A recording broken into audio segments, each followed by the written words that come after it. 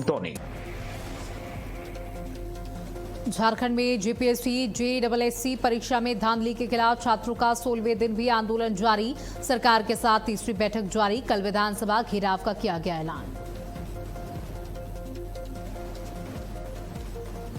देश भर में हर घर तिरंगा अभियान का शुभारंभ। लखनऊ में सीएम योगी ने निकाला तिरंगा यात्रा। जयपुर में जेपी नड्डा अभियान में हुए शामिल।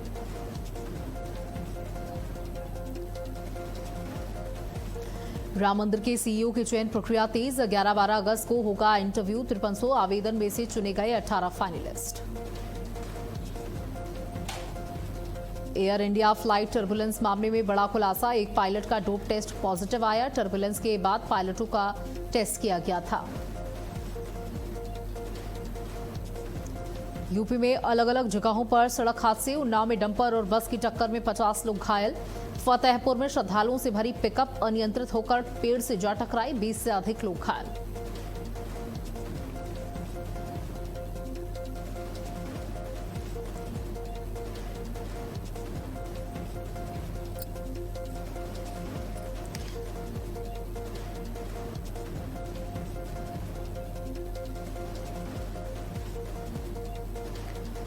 नमस्कार, आप देख रहे हैं भारत अपडेट और मैं हूं आपके साथ सौम्य अवस्थी। बुलेटिन की शुरुआत करते हैं। चलिए सबसे पहले आपको देहरादून लेकर के चलते हैं, जहां पर हर घर तिरंगा यात्रा आयोजित है। मुख्यमंत्री भी पहुंचे हैं। वो चूम लिया। स्वतंत्रता संग्राम से लेकर आधुनिक युग तक के वीरों ने तिरंगे की साथ पर कोई आग कभी नहीं आने दी। इसलिए जब तिरंगा हमारे हाथ में होता है तो ये हमें गौरव की अनुभूति कराता है। राष्ट्र के प्रति हमारे मन में किस प्रकार का भाव होना चाहिए, राष्ट्र के लिए क्या जिम्मेदारियां होनी चाहिए, इन जिम्मेदारियों का बोध भी ये तिरंगा कराता है। आज जब हम सभी ये तिरंगा लेकर आगे बढ़ेंगे तो हमारा संकल्प होना चाहिए कि हम देश की एकता के लिए, देश की अखंडता के लिए और देश की रक्षा के लिए सदैव कदम आगे बढ़ाएंगे। संकल्प के साथ देश पर कभी कोई चुनौती आएगी, कोई संकट आएगा तो हम उस संकट और उस चुनौती का हर संभव सामना करेंगे। भाइयों बहनों, आज हमारा देश अमृत काल से गुजर रहा है। आदरणीय प्रधानमंत्री श्री नरेंद्र मोदी जी के नेतृत्व में आज विश्व पटल पर अपनी एक नई पहचान, एक महाशक्ति के रूप में स्थापित हो रहा है। आज का भारत किसी के आगे झुकता नहीं है, बल्कि आंखों में आंखें डालकर अपनी बात कहता है। आज जहां भारत की अर्थव्यवस्था तीव्र गति से आगे बढ़ रही है, वहीं भारत आज डिजिटल क्रांति के क्षेत्र में, इंफ्रास्ट्रक्चर के क्षेत्र में या हमारी स्वदेशी में टेक्नोलॉजी का क्षेत्र, मेक इन इंडिया के माध्यम से भारत आज आत्मनिर्भर भारत की नई पटकथा लिख रहा है। आज हम केवल दुनिया के साथ कदम से कदम मिलाकर ही नहीं चल रहे हैं, बल्कि अनेक क्षेत्रों में आज दुनिया का नेतृत्व कर रहे हैं। आज दुनिया को दिशा देने का काम कर रहे हैं। भाइयों बहनों, जब देश आत्मविश्वास से आगे बढ़ता है तो उसका एक मजबूत आधार उसकी सेना होती है। और भारत की सेना हमेशा से पराक्रमी रही है, हमेशा अदम्य साहस और वीरता का प्रतीक रही है। और आज प्रधानमंत्री श्री नरेंद्र मोदी जी के नेतृत्व में हमारी भारतीय सेना का मनोबल और सामर्थ्य पहले से कहीं और अधिक मजबूत हुआ है।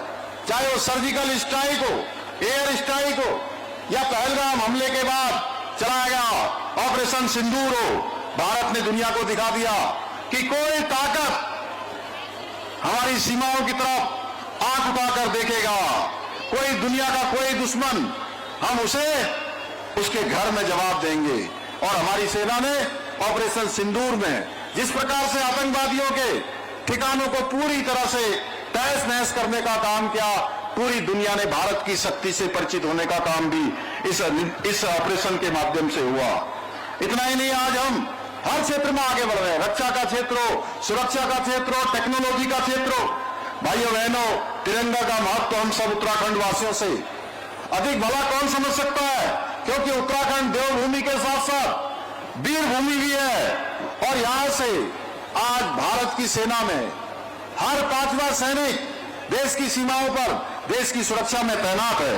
उत्तराखंड की मिट्टी ने अनेक वीर दिए हैं, इसलिए हमारी सरकार वीर सैनिकों के लिए, उनके परिजनों के लिए, पूर्व सैनिकों के लिए, सैनिकों के कल्याण के लिए पूरी तरह से समर्पित होकर काम कर रही है। सैनिकों के सम्मान में जहां देहरादून में भव्य सैन्य धाम का निर्माण पूरी तरह से हो चुका है, कुछ ही दिनों में उसका लोकार्पण होना है, जनता को समर्पित होना है। वहीं हमने शहीदों के आश्रितों को दी जाने वाली अनुग्रह राशि 10 लाख रुपए से बढ़ाकर 50 लाख रुपए करने का काम भी किया है। साथ ही परमवीर चक्र विजेताओं की जो उनको दी जाने वाली अनुग्रह राशि थी, उसको भी हमने 50 लाख रुपए से बढ़ाकर 2 करोड़ रुपए करने का निर्णय लिया है। इसके अलावा हमारी सरकार हर उस बलिदानी परिवार के एक सदस्य को नौकरी में समायोजित करने का भी हमने प्रावधान किया है। और इसके लिए आवेदन करने की जो समय सीमा होती थी, पहले मात्र 2 साल के अंदर उनको आवेदन करना होता था, इसमें उनको बहुत सारी परेशानियों का सामना करना पड़ता था, उसको बढ़ाकर हमने 2 वर्ष से 5 वर्ष करने का भी निर्णय लिया है। इसके साथ ही सैनिक और पूर्व सैनिकों को सम्मान को ध्यान में रखते हुए 25 लाख रुपए तक की संपत्ति खरीदने का स्टाम्प शुल्क, उसमें 25% की छूट का प्रावधान किया है। भाइयों बहनों, आज हमारा देश प्रधानमंत्री आदरणीय मोदी जी के नेतृत्व में 2047 तक विकसित भारत का संकल्प लेकर आगे बढ़ रहा है। तो हम 2035 तक विकसित उत्तराखंड के लक्ष्य को लेकर संकल्पबद्ध होकर काम कर रहे हैं। और इसमें हमने शिक्षा का क्षेत्र, स्वास्थ्य, बिजली, पेयजल, हवाई कनेक्टिविटी, सभी आधारभूत व्यवस्थाओं को मजबूत करने का काम कर रहे हैं।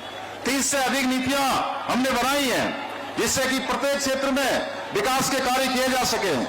भाइयों बहनों, डबल इंजन सरकारों के प्रयास आज उत्तराखंड की विकारियों को नई ऊंचाइयों पर ले जा रहे हैं, जिन्हें कभी हमारे जैसे पर्वतीय राज्य के लिए असंभव समझा जाता था। आज हमारी अर्थव्यवस्था कई गुना बढ़ गई है। पिछले 1 वर्ष में राज्य की जीएसडीपी में 7.23% की वृद्धि हुई है। इसके अलावा प्रति व्यक्ति आय में 41% की ऐतिहासिक वृद्धि हुई है। राज्य का बजट अब 1 लाख रुपए से अधिक हो गया है। इतना ही नहीं, इन वर्षों में 20,000 से नए उद्योग राज्य के अंदर स्थापित हुए हैं। हमारे युवाओं के सपनों को पंख लगाने वाले स्टार्टअप की संख्या भी 1700 से अधिक हो गई है। और इस सबका सुखद परिणाम है कि आज राज्य में रिवर्स पलायन हो रहा है और 44% लोग आज अपने घरों की ओर वापस लौट रहे हैं। भाइयों बहनों, जो कभी रोजगार की तलाश में पलायन करने को मजबूर थे, आज उनको अपने घरों के पास रोजगार मिल रहा है। एक मुख्य सेवक के नाते मुझे आप सबके बीच में आज चूंकि 2 दिन चलिए आगे बढ़ते हैं, जहां मुख्यमंत्री पुष्कर सिंह धामी ने मुख्यमंत्री आवास में उत्तराखंड क्षत्रिय कल्याण समिति देहरादून की वेबसाइट और क्षत्रिय जागरण स्मारिका का विमोचन किया। इस दौरान मुख्यमंत्री ने समिति के सदस्यों को शुभकामनाएं देते हुए सामाजिक कार्यों की सराहना की। उन्होंने कहा कि समिति समाज को जागरूक करने और जरूरतमंद लोगों तक सहायता पहुंचाने में महत्वपूर्ण भूमिका निभा रही है। मुख्यमंत्री ने युवाओं से सामाजिक कार्यों में सक्रिय भागीदारी करने और प्रदेश में के विकास में योगदान देने का आह्वान किया। उन्होंने बच्चों की शिक्षा, संस्कार, अनुशासन और सामाजिक जिम्मेदारियों पर विशेष ध्यान देने की बात कही। कार्यक्रम में विधायक सुरेश सिंह चौहान समेत समिति के पदाधिकारी और सदस्य मौजूद रहे।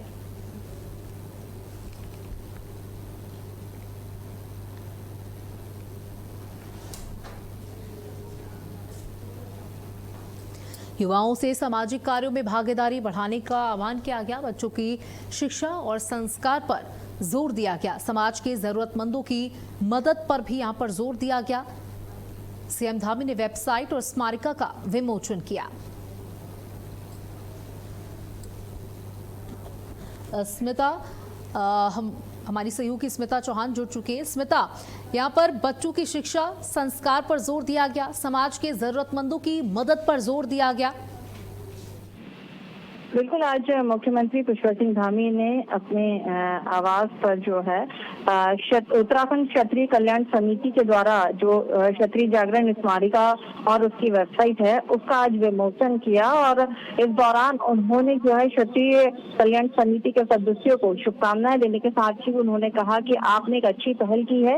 ये समिति समाज को जागरूक करने और जरूरतमंद लोगों को सहायता पहुँचाने के लिए महत्वपूर्ण अपनी जो भूमिका है वो अदा करेगी। साथ ही बच्चों की शिक्षा को लेकर भी यहाँ जोर दिया जाएगा, ताकि बच्चे जो हैं, जो हमारे देश का भविष्य है, जो प्रदेश का भविष्य है, उनको शिक्षा मिलेगी जिससे वो अपना भविष्य जो है रोशन कर सकेंगे, अपना एक मुकाम हासिल कर सकेंगे।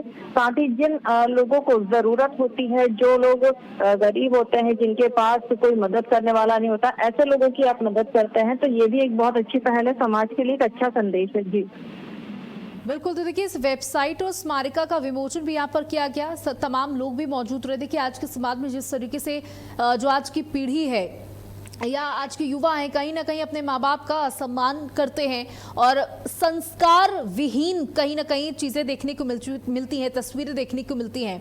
प्रधानमंत्री से लेकर यहाँ पर मुख्यमंत्री पुष्कर सिंह धामी भी उसी बात पर जोर दे रहे हैं कि इस आने वाली पीढ़ी में बहुत ज्यादा संभावनाएं हैं, लेकिन जरूरत है उनके संस्कारों पर ध्यान देने की, उनको अच्छी शिक्षा प्रदान करने की। बिल्कुल। इस दौरान मुख्यमंत्री पुष्कर सिंह धामी ने यही कहा कि जो युवा पीढ़ी है वो बहुत समझदार है, वो अपने भविष्य को लेकर बहुत जागरूक होती है, लेकिन कहीं ना कहीं हमारी भी जिम्मेदारी बनती है कि हमारी जो परंपरा है, जो हमारे संस्कार है, जो हमारा अनुशासन है, वो हम हमारे बच्चों में डालें। जो बीज है संस्कारों का, अनुशासन का, जो हमें पुरखों ने दिया है, जो हमें हमारी पीढ़ियों ने दिया है, हमारे माँ बाप ने सिखाया है, तो वही जो संस्कार है वो हम हमारी आने वाली पीढ़ी को दे। समाज के प्रति जो उनकी जिम्मेदारियां हैं वो फर्ज हम उन्हें बताएं, ताकि एक अच्छे समाज के का निर्माण हो सके और एक अच्छी पीढ़ी जो है वो आने वाली पीढ़ी को भी अच्छी जो है वो संस्कार दे, अनुशासन दे। जी बिल्कुल, हम तस्वीरों में भी देख सकते हैं कि कितने लोग यहाँ पर मौजूद हैं। जानना चाहूंगी कौन कौन से लोग आज इस कार्यक्रम के दौरान मौजूद रहे थे। बिल्कुल, आपको बता दें, इस दौरान जो क्षत्रिय समाज के लोग थे वो इस दौरान यहाँ मौजूद रहे थे। मुख्यमंत्री पुष्कर सिंह धामी की कर कमलों से जो है इस पुस्तिका का विमोचन हुआ था। और आपको बता दें, जो विधायक है सुरेश सिंह चौहान वो इस दौरान मौजूद रहे, दिगंबर सिंह नेगी मौजूद रहे। इसके अलावा जो अन्य लोग थे, तमाम जो गणमान्य नागरिक थे समाज के, वो यहाँ पर मौजूद थे। जी बहुत बहुत शुक्रिया स्मिता, हमारे साथ जुड़ने के लिए, तमाम जानकारियां साझा करने के लिए।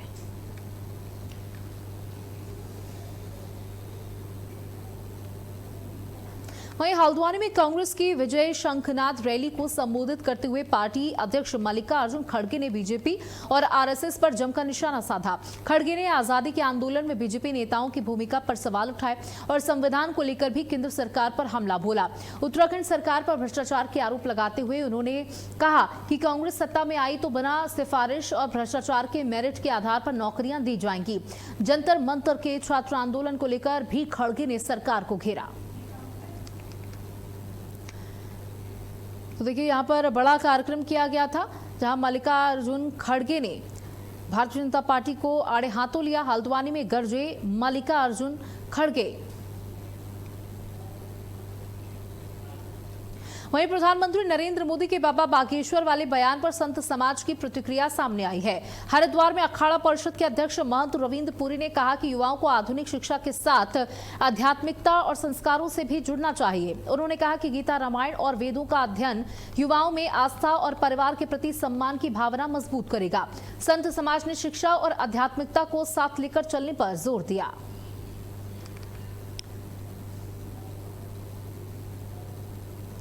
वहीं देहरादून में बीजेपी गढ़वाल मंडल अध्यक्षों की महत्वपूर्ण बैठक आयोजित हुई। बैठक में लगातार तीसरी बार सरकार बनाने के संकल्प के साथ चुनावी रणनीति पर मंथन हुआ।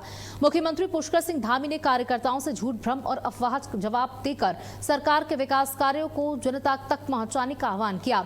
वहीं प्रदेश अध्यक्ष महेंद्र भट्ट ने एसआईआर को लेकर विपक्ष पर घुसपैठियों को बचाने का आरोप लगाया। बीजेपी ने देवभूमि की सुरक्षा को अपनी प्राथमिकता बताया।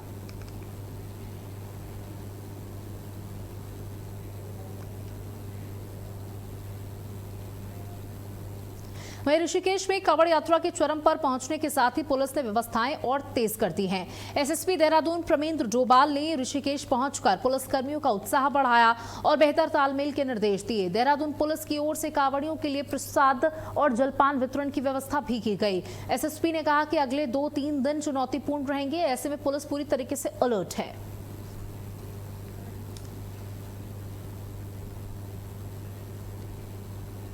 तो ऋषिकेश में कांवड़ियों के लिए सेवा अभियान भी चलाया जा रहा है। एसएसपी ने पुलिसकर्मियों को प्रोत्साहित भी किया। तो देखिए यहाँ पर मीडिया से बातचीत करते हुए बताया गया कि कांवड़ियों के लिए व्यवस्थाएं दुरुस्त की गई हैं, किसी प्रकार की कोई कोताही नहीं बरती जा रही है और पुलिस कर्मियों को भी ये कहा जा रहा है कि आप जितना हो सके सेवा भाव के साथ कांवड़ियों की सेवा करें। आज ही बड़ी संख्या में ऋषिकेश में आ रहे हैं, तो वर्ष की बात हुई। इस वर्ष भी देहरादून पुलिस कांवड़ यात्रा की सेवा के लिए एक कैंप का आयोजन जो हम यहाँ के गणमान्य व्यक्ति है लोगों की मदद से, उन लोगों के सहयोग से लगाती आई है। मुझे आज ही देहरादून पुलिस द्वारा एक सेवा का आयोजन किया जा रहा है, जिसमें बड़ी संख्या में कांवड़ यात्री का आके जलपान वगैरह जो भी हमारी ओर से जो भाव है वो हम लोग व्यक्त करते हैं। इस समय कांवड़ यात्रा भी पूरे इस तरह चरण पे चल रहा है। इस समय काफी भारी संख्या में लोग देहरादून से दूर आ रहे हैं। ऋषिकेश IDPL गुजरात जहाँ से विभिन्न स्थानों की ओर निकलेंगे, नीलकंठ महादेव की ओर भी जाएंगे। आने वाले 2-3 दिन और ज्यादा टफ होंगे। टिहरी में कांवड़ यात्रा के दौरान बढ़ती श्रद्धालुओं की भीड़ के बीच पुलिस ने यातायात व्यवस्था की कमान संभाल ली है। SSP श्वेता चौबे खुद ग्राउंड जीरो पर उतरी और प्रमुख कांवड़ मार्गों का निरीक्षण किया। जाम वाले स्थानों पर पहुंचकर यातायात सुचारू कराया गया। वहीं पौड़ी पुलिस के साथ समन्वय कर कांवड़ियों के रूट को भी प्रभावी ढंग से लागू कराया गया। पुलिस का फोकस श्रद्धालुओं की सुरक्षा और सुगम यात्रा पर है। तो SSP ने संभाली यातायात व्यवस्था की कमान और आप देख सकते हैं कि किस तरीके से जाम खुलवाने का भी यहां पर प्रयास किया गया। वहीं ऋषिकेश में देहरादून पुलिस ने कांवड़ यात्रा पर आने वाले श्रद्धालुओं के लिए भंडारे का आयोजन किया। नटराज चौक पर SSP प्रमेंद्र डोभाल समेत पुलिस अधिकारियों ने पूजा अर्चना कर भंडारे की शुरुआत की। SSP ने कांवड़ियों का माला पहनाकर स्वागत किया और प्रसाद वितरित किया गया। इस दौरान श्रद्धालुओं ने बम बम भोले के जयकारों के साथ पुलिस का आभार जताया। पुलिस की इस पहल को श्रद्धालुओं ने सराहा।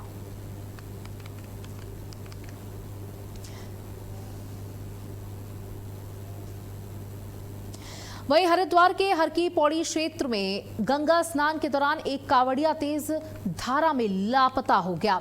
घटना धनुष पुल के नीचे की बताई जा रही है। सामने आया वीडियो देख सकते हैं जिसमें कि कांवड़िया रेलिंग के बाहर गंगा में स्नान कर रहा था। पहले की डुबकी लगाते ही वह गहरे पानी में समा गया।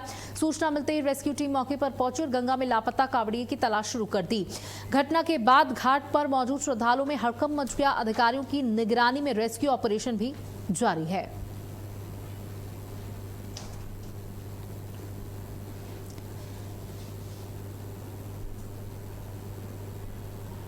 तो आप देख सकते हैं कि जरा सी लापरवाही, जरा सा खिलवाड़ आपकी जिंदगी पर किस तरीके से बन आ सकता है, आपको पता भी नहीं चलेगा और आपकी जान चली जाएगी। आप देख सकते हैं कि वो कांवड़िया वहां पर आराम से रेलिंग पकड़ कर नहा रहा था।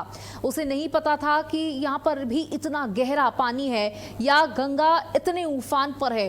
देखिए इस समय जबरदस्त बारिश हो रही है, इसकी वजह से नदियां अपने उफान पर हैं और हरिद्वार में गंगा जी बहुत ज्यादा तेजी के साथ बह रही हैं।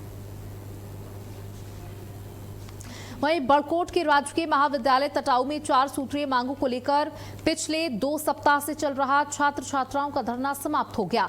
भाजपा प्रदेश मीडिया प्रभारी मनवीर सिंह चौहान और बड़कोट SDM ब्रजेश कुमार तिवारी के आश्वासन के बाद छात्रों ने आंदोलन स्थगित कर निका फैसला लिया। छात्र महाविद्यालय के उच्चरीकरण डांडा गांव से कॉलेज तक सड़क मार्ग की स्वीकृति, 4 दीवारी और भूमि संबंधी प्रकरण के निस्तारण तथा नियमित बस सेवा शुरू करने की मांग को लेकर धरना पर बैठ गए। मनवीर सिंह चौहान ने छात्रों की मांगों को गंभीरता से लेते हुए संबंधित स्तर पर कार्रवाई का भरोसा दिया। वहीं SDM ने भी आवश्यक कार्रवाई का आश्वासन दिया। छात्रों ने कहा कि मांगों पर लंबे समय से शासन प्रशासन से आग्रह किया जा रहा था। फिलहाल आश्वासन के बाद धरना समाप्त किया गया। छात्रों ने चेतावनी दी कि तय समय में सकारात्मक कार्रवाई नहीं हुई तो दोबारा आंदोलन शुरू किया जाएगा।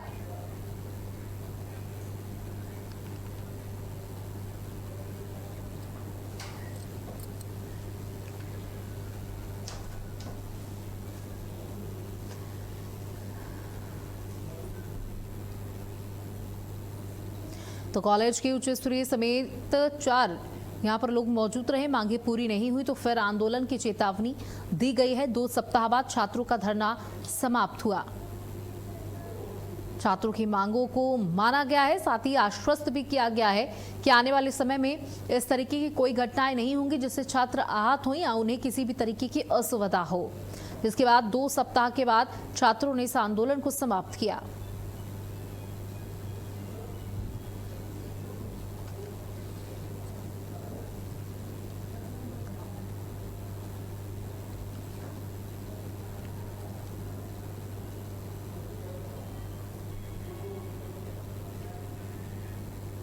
चलिए आपको सीधे पटना लेकर के चलते हैं, जहां मुख्यमंत्री सम्राट चौधरी क्या कुछ कह रहे हैं, सुनिए। तो कई कानून भी बदलने हैं जो उन्होंने हमें 1-2 बार बताया है। हम जरूर आश्वस्त करते हैं कि पूरी टीम के साथ बैठेंगे, कानून भी बदलेंगे, लेकिन जो सबसे महत्वपूर्ण है, जो आदरणीय भिक्खू भाई साहब ने कहा कि जन जागरण अभियान चलाना पड़ेगा, लोगों के बीच में इसके लिए प्रेरित करने का काम करना पड़ेगा। क्योंकि जब मृत्यु का समय होता है वो बड़ा भावुक होता है। जब तक लोग बीमार हैं तब तक लोग कहते हैं कि माता पिता का आशीर्वाद मिल रहा है, बीमार हैं, घर में हैं। लेकिन जब मृत्यु होता है तो थोड़ा सेंटिमेंटल होकर लोग डिसीजंस लेते हैं। तो ये अभियान भी चलाना पड़ेगा, क्योंकि समाज सब लोग जानते हैं और सब ब्रह्म सत्य सब जानते हैं कि देह दान करेंगे तो किडनी दान करेंगे तो दूसरे का जीवन बन जाएगा, आंख दान करेंगे तो दूसरे के जीवन उजाला आ जाएगा, लेकिन हम करते नहीं हैं। ये सबसे बड़ा चिंता का विषय है। इसलिए हम लोगों को इसमें लगना पड़ेगा कि समाज सुधरे, समाज में सामाजिक सुधार के लिए हम लोग कैसे इसमें काम कर सकते हैं, इसकी पूरी संरचना बनाना पड़ेगा। और क्योंकि अभी 10-12 साल से लगातार जो प्रयास हुए, तो कई के लोगों के जीवन में खुशियां आना शुरू हो गया। अभी जैसा नीलेश जी बता रहे थे, कई बिहार के बच्चों को अंगदान देकर, चाहे सूरत हो या दूसरे स्थान पर, सभी जगह इसकी पूरी चिंता करके लोगों को इससे जोड़ने का काम किया है। और देश के यशस्वी प्रधानमंत्री नरेंद्र मोदी जी भी चाहते हैं विकसित भारत बने, और विकसित भारत में भी एक बड़ा सहयोग इस देहदान, नेत्रदान के माध्यम से भारत का कल्याण हम कर सकते हैं, इसका भी रास्ता बनाना चाहिए। इसलिए मैं तो एक कार्यक्रम में हमको थोड़ा लेट हो गया आने में भी और जाने में भी, लेकिन मैं जरूर आश्वस्त करता हूं आपको, पूरी कमेटी को, गंगा हो यहाँ बैठे हैं, हम लोगों के गार्जियन हैं, साथ में हम लोगों ने लंबे समय सदन में काम किया है, और विमल जी दोनों को एश्योर करता हूँ, पूरी जो आपकी कमेटी है इसको भी मैं इंश्योर करता हूँ कि आप पूरी तरह एकदम इसमें लग जाइए। जो अभियान आपने चलाया है, इससे बिहार के एक वैसे लोग जिनको दिक्कत है उनके जीवन में, उसमें खुशहाली लाने का काम जरूर हम लोग करने का काम करेंगे। और क्योंकि कानून बनाएंगे तो इसका लाभ प्राइवेट सेक्टर में भी मिल पाए। जो प्राइवेट हॉस्पिटल्स हैं उसमें कैसे अभियान चलाए जा सकते हैं, क्योंकि अभी जो मेडिकल कॉलेज है इसको अब हम लोगों ने तय किया है कि सभी जिले के हेडक्वार्टर पर हम लोग इसकी शुरुआत करेंगे। और अब हम लोगों ने 2 चीजों की व्यवस्था किया, तो ये कई चीजों का रिपोर्ट जो नीचे से आ रहा है, जैसे अनुमंडल अस्पताल और जिला अस्पताल पहले सीधे रेफर कर देता था कि पीएमसीएच निकलिए, आईजीएमएस चले जाइए। अब हम लोगों ने ये व्यवस्था शुरू किया कि 40 तरह का ऑपरेशन हम लोगों ने पूरा लिस्ट बनाकर जिला अस्पताल में टांगना शुरू किया है कि 40 तरह के ऑपरेशन के लिए उसको पटना नहीं भेजना है, उसी जिला और उसी अस्पताल में उसका ऑपरेशन करने का काम करना है। इसलिए मैं पूर्ण सहयोग का पूरी तरह आश्वस्त करता हूं कि दधीची देहदान समिति को पूरी तरह ये सरकार को सहयोग नहीं कर रहे, पूरे बिहार की मानवता को सहयोग कर रहे हैं और सरकार इसका लाभ लेना चाहती है। मैं फिर ये सब बता रहा हूं, सरकार इसका लाभ लेना। और इसी के साथ इस बुलेटिन में इतना ही। नमस्कार।